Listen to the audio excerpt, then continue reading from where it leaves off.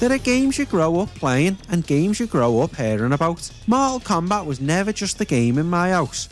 It was a rumour, a warning, something whispered about at school and shown briefly, illegally, at someone else's house while an older sibling kept watch at the door.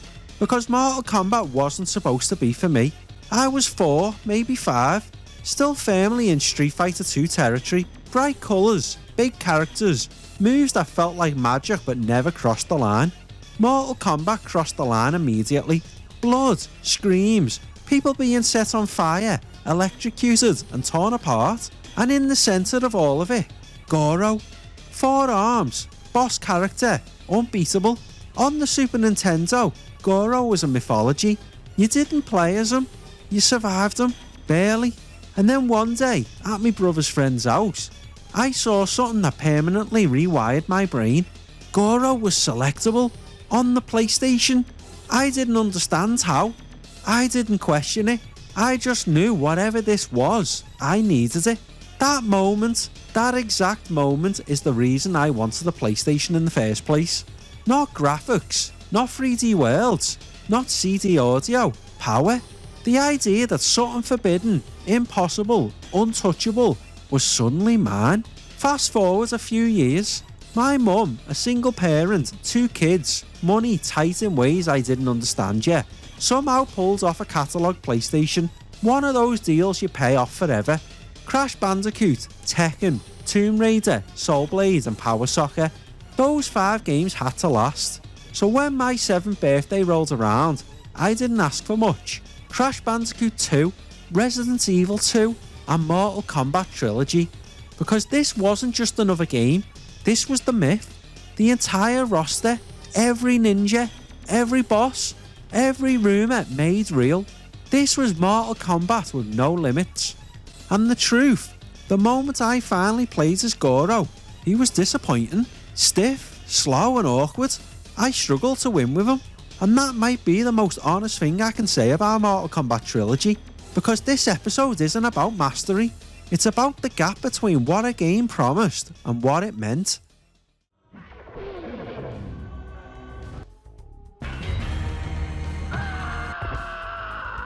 Johnny Cage wins. Animality. Welcome back to the PSX Index. I'm Parasine, and this is Mortal Kombat Trilogy, the game that proves sometimes the idea matters more than the reality.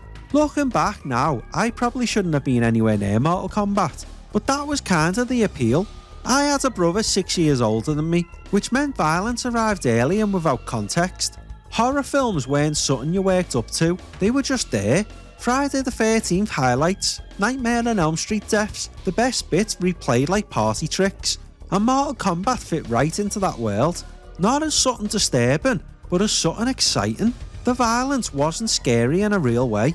It was exaggerated, performative, almost cartoonish, more Tom and Jerry than true horror. Characters flew across the screen, blood sprayed like a special effect, people exploded in ways that were clearly impossible, and because of that, it didn't feel dangerous, it felt spectacular. The charm wasn't cruelty, it was excess, which is why Mortal Kombat felt different to everything else. Street Fighter was competition, Crash was chaos, Tomb Raider was adventure, Mortal Kombat was forbidden knowledge. You weren't just playing a game, you were getting away with something. But here's the part nostalgia usually skips. I was terrible at it. I couldn't pull off the fatalities, not properly. The original Mortal Kombat had simple inputs, 3 buttons burnt into muscle memory, but Trilogy, the window felt tighter, the inputs felt cruel. Stage fatalities might as well have been rumours. Most of the time, the announcer would shout finish him, and I'd panic, mash buttons, step too close, miss entirely. So instead of doing fatalities, I just watched them. I unlocked the reels, let the game show me what I couldn't execute myself. And honestly, that was enough, because at that age, the spectacle mattered more than the skill. Just seeing it felt like winning, and that's something Mortal Kombat Trilogy understood very well. It wasn't balanced for kids, it wasn't gentle, it didn't explain itself. It just dumped everything on the table and said, figure it out. And when you're young, that doesn't feel hostile, it feels adult. which is why Mortal Kombat Trilogy burnt itself into memory so hard, even though I didn't actually spend that long with it. By the time it arrived, my attention was already drifting. Crash Bandicoot was evolving, Lara Croft felt massive, Resident Evil was changing what games could feel like. Mortal Kombat Trilogy didn't pull me forward, it sat behind me, glowing, loud, unforgettable, but already part of an earlier phase. And yet, that didn't make it smaller, it made it specific, because Mortal Kombat Trilogy wasn't the game I grew up with, it was the game that made me want to grow up faster.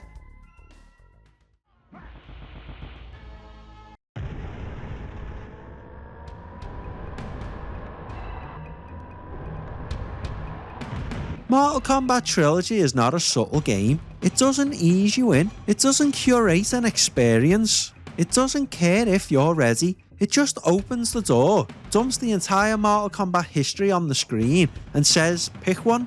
Every character, every ninja palette, bosses that were never meant to be fair, a roster so large it feels almost irresponsible. At the time, that felt unbelievable. This wasn't a sequel in a traditional sense. It was a celebration, a greatest hits album where every track plays at once. And mechanically, it's chaos. Speed is high, damage is brutal, matches can swing wildly in seconds. This is not a game about control, it's about momentum. You win because the opponent panics, the AI makes a mistake, you land something ugly and commit to it. There's no elegance here. Coming from Street Fighter, this felt wrong. Coming from later fighting games, it feels rough. But Mortal Kombat was never trying to be precise, it was trying to feel dangerous. Animations are stiff, hit reactions are exaggerated, characters snap into poses like they're performing violence rather than simulating it, and that's where the identity lives. Mortal Kombat Trilogy doesn't want you to think about frame data, it wants you reacting, which is why the game never really slows down. There's no downtime, no reflection, no breathing room. You fight, you win or lose, and you move on. And that relentless pace is why it burns so hot and fades just as quickly. Because once the novelty wears off, you've already seen everyone. Once the shock settles, there isn't much left to discover. And that's okay. This wasn't a game built for mastery over months. It was built for impact, for showing friends, for proving rumours true, for being talked about more than it was played, which explains why, for me, Mortal Kombat Trilogy didn't become a long-term obsession. It wasn't a place to live, it was a place you visited, wide-eyed, and then moved on from. But that doesn't make it lesser, it makes it honest. Because Mortal Kombat Trilogy knew exactly what it was. A loud, unapologetic momentum to excess. No restraint, no refinement, just everything all at once. And for a certain moment in the late 90s, that was enough. Baraka wins. The strange thing about Mortal Kombat Trilogy is that I don't remember playing it very much. I remember wanting it, I remember seeing it, I remember thinking about it, but actually sitting down and mastering it, not really. And that's the most important thing to understand about what Mortal Kombat was to me, and to a lot of kids around my age at the time.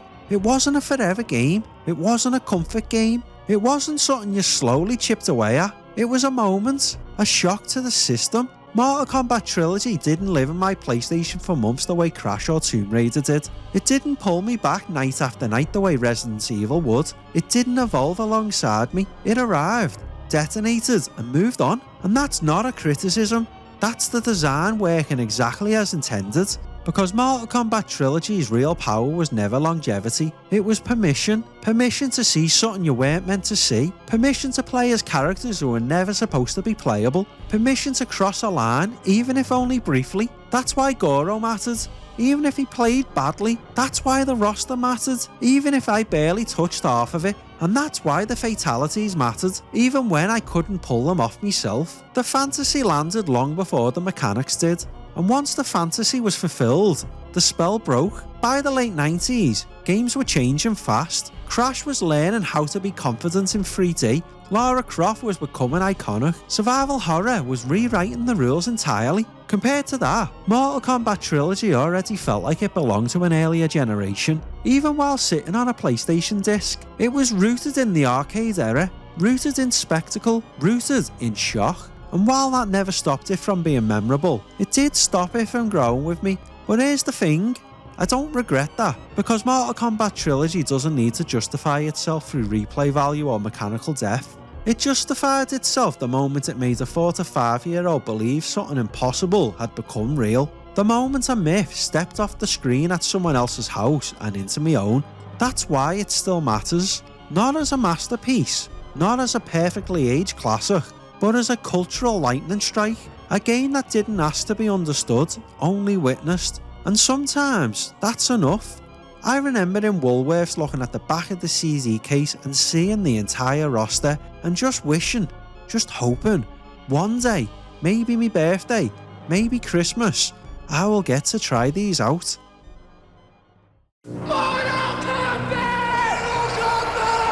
Mortal Kombat Trilogy isn't the game that raised me, it's the game that tempted me. It didn't stay in my console for years, it didn't grow alongside me, it didn't define how I played games going forward, but it did something just as important. It showed me that games could feel forbidden, that they could exist just beyond what I was meant to understand, that there were things waiting just on the other side of childhood if I got there, and for a brief moment, it made the impossible real. That's enough.